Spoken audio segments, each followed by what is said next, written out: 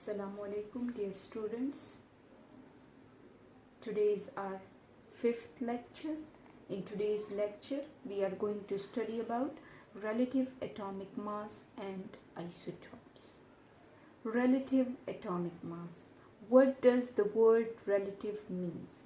It means in order to find the atomic mass of atoms in relation or in comparison with something else. Atom. We all know that atom is so tiny that it is practically impossible to hold them with any instrument.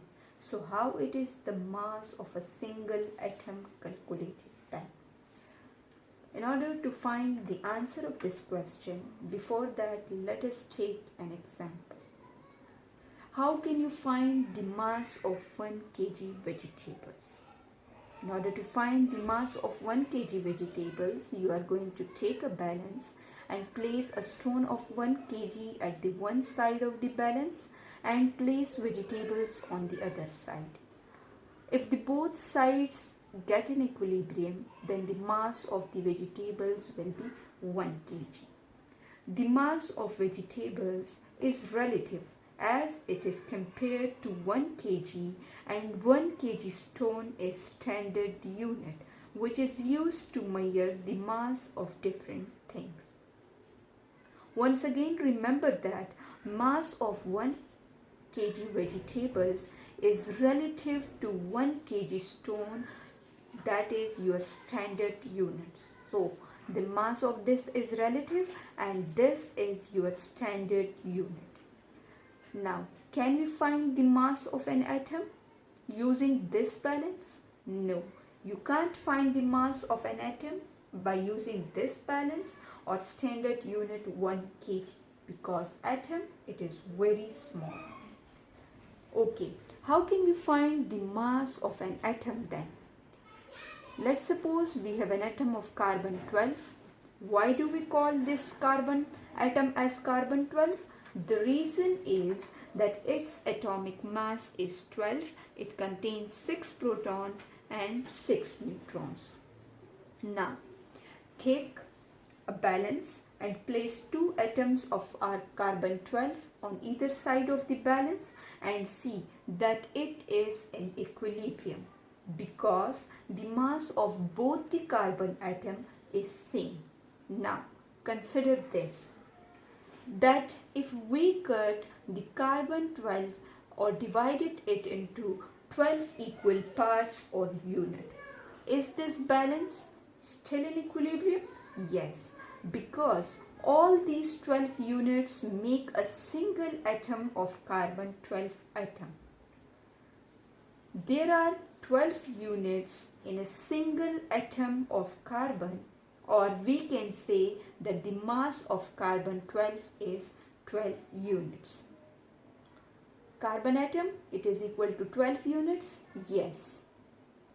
So, we can also say mass of one carbon atom, it is equal to 12 units. Now, for example, consider a single atom of oxygen at one side of the balance and 12 units of carbon 12 at the other side. We observe that this oxygen is heavier and this balance is not going to be in equilibrium. Now, if we add more 4 carbon units to this, then we will have this balance at equilibrium. Thus, we say that this mass of oxygen, it is relative atomic mass. Why? Because it is compared or measured against carbon unit. So, mass of one oxygen atom, it is 16 units of carbon. We call this as relative atomic mass of oxygen. Now, how are we going to define the relative atomic mass? The relative atomic mass of an element is the mass of an atom of an element relative to the mass of 1/12 the mass of carbon 12. What do we mean by 1/12 the mass of carbon 12? Let's suppose this is carbon 12 and we divided this carbon 12 into 12 equal parts. Now, if we take one part out of these 12 parts, we can say that this is 1/12. And now if we compare the rest of the elements, the atoms of the elements with this 1/12 part of carbon 12, it will be known as the relative atomic mass of all those atoms. Our next topic is average atomic mass. But before going into the detail of average atomic mass, we all should know about isotopes. That what are isotopes?